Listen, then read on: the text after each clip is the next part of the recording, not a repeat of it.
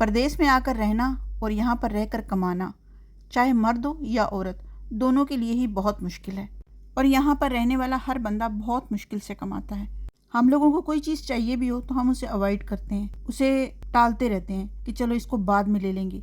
लेकिन उसी लम्हे अगर हमारे घर से कोई कॉल आ जाए और हमारे घर वालों को कोई ज़रूरत हो तो हम कहते हैं कि कौन सा तरीक़ाकार हो कि हम अपने घर वालों की ज़रूरत को फटाफट पूरा कर दें।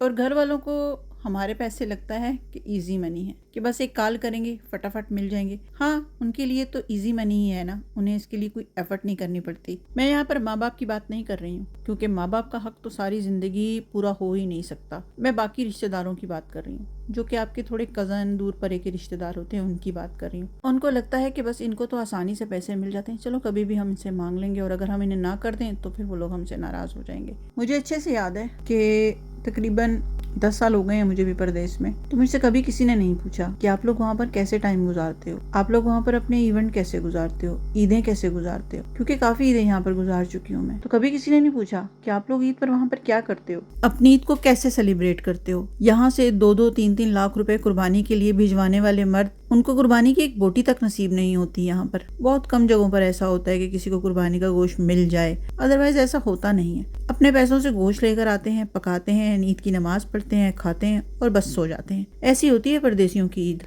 और हम औरतों के पास तो ये ऑप्शन भी नहीं होता। हम लोग तो बस कमरे में रहते हैं, देर तक सोए रहते हैं, 1-2 बजे सोकर उठते हैं। जिन लोगों को जल्दी उठने की आदत है वो तो जल्दी उठ जाते हैं, लेकिन जिन्होंने देर तक सोना होता है वो बस सोए ही रहते हैं। लोगों को लगता है कि हम मजे में, क्योंकि हम लोग दुबई में रहते हैं, लेकिन यहाँ पर 8 से 10 महीने इतनी शदीद गर्मी कि आप बाहर घूमने नहीं सकते। जो दुबई आप लोग वीडियोस में देखते हैं ना, और जो फोटोज में देखते हैं, हम लोगों के पास वो दुबई नहीं होता। हम लोग जिस दुबई में रहते हैं ना, वो अलग ही दुबई होता है। यहाँ पर हम लोग बहुत छोटे छोटे से कमरों में रहते हैं। अब मेरे पास जो एक कमरा है ना, उसमें ये एक मेरा छोटा सा किचन है, जिसमें अगर मैंने डबल चूल्हा रख दिया तो मेरे पास कोई जगह ही नहीं बचेगी।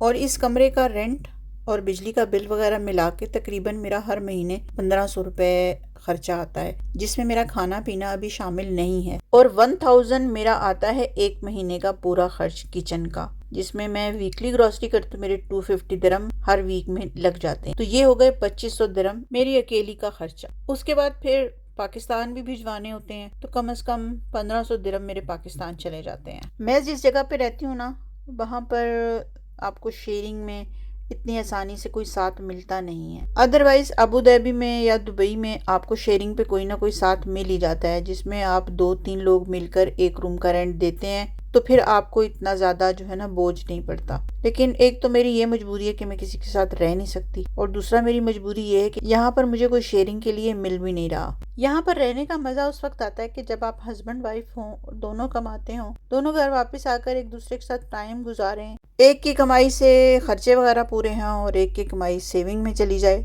तो तब आप सोच सकते हैं कि आप 8-10 साल बाद पाकिस्तान जाकर कुछ अपने लिए कर सकते हैं। अदरवाइज़ एक बंदा कमाने वाला हो, वही खर्चे करे, वही सब कुछ करे, तो फिर मुश्किल हो जाता है।